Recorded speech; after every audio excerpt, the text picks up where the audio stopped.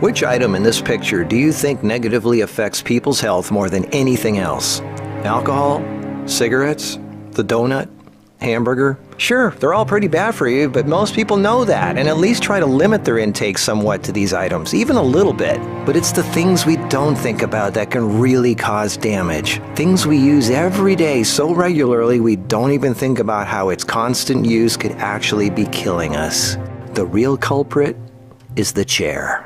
We were given legs for a reason. Most third world cultures don't even have chairs, and they walk an average of 10 miles a day. We in the modern world, on the other hand, spend most of our entire waking days sitting down. People go right from bed to sitting on the toilet, after which they sit at the breakfast table, then they sit in the car as they drive to work and spend the entire day sitting at a desk, only getting up to sit in the toilet and in the cafeteria. Then they sit in the car to drive and sit at the local bar for happy hour. Then when they've had enough of that, they go drive home and spend the rest of the day sitting in a comfortable chair watching TV before they crawl to bed to recover from all the physical exertion that day. And when people go out, they sit at a restaurant or a movie theater. Sitting all day is far worse for you than you might think. A 2010 American Cancer Society study following over 123,000 people from 1993 to 2016 found these alarming results. People who were inactive and sat for over 6 hours a day were 94% more likely to die during the time period studied than those who were physically active and sat less than 3 hours a day.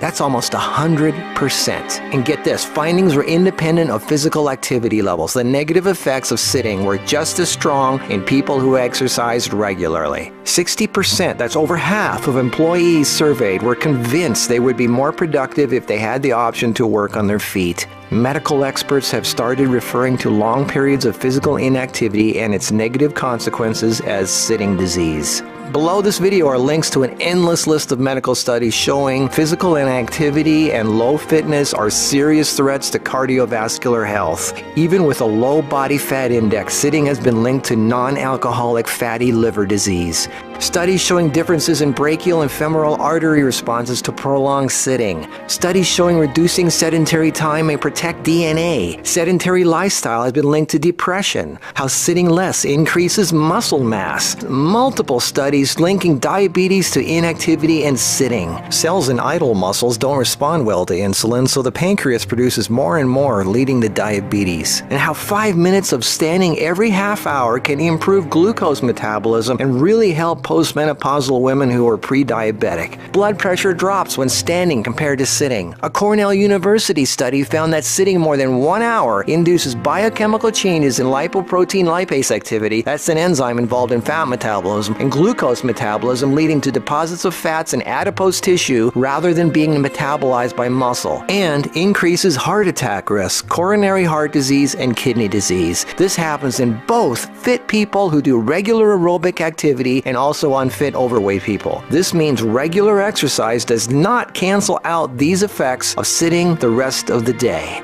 Sitting a lot is asking for trouble, no matter who you are. Another study at the University of South Carolina found that men who reported more than 23 hours a week of sedentary activity had a 64% greater risk of dying from heart disease than those who reported less than 11 hours a week. And many of these men routinely exercised. Cholesterol, blood sugar, triglycerides, diabetes, heart disease, and a number of health problems all became apparent. Studies have linked sitting to a greater risk for colon, breast, and endometrial cancers. Sitting for long periods of time can cause blood clots to form, which can travel to the brain, causing a stroke. Speaking of blood clots, lungs are twice as likely to develop pulmonary embolisms. Lack of physical activity leads to hypertension, high blood pressure, sleep apnea, snoring, compression of spinal discs, herniated lumbar discs. The Washington Post reported sitting a lot also causes leg disorders, varicose veins, swollen ankles, deep vein thrombosis, muscle degeneration, hip pain, and worst of all, a limp, sagging rear end because the glute muscles not only don't get used, circulation is cut off from the weight of the whole body pushing down on it. Medical News Today announced that our chairs are slowly but surely killing us.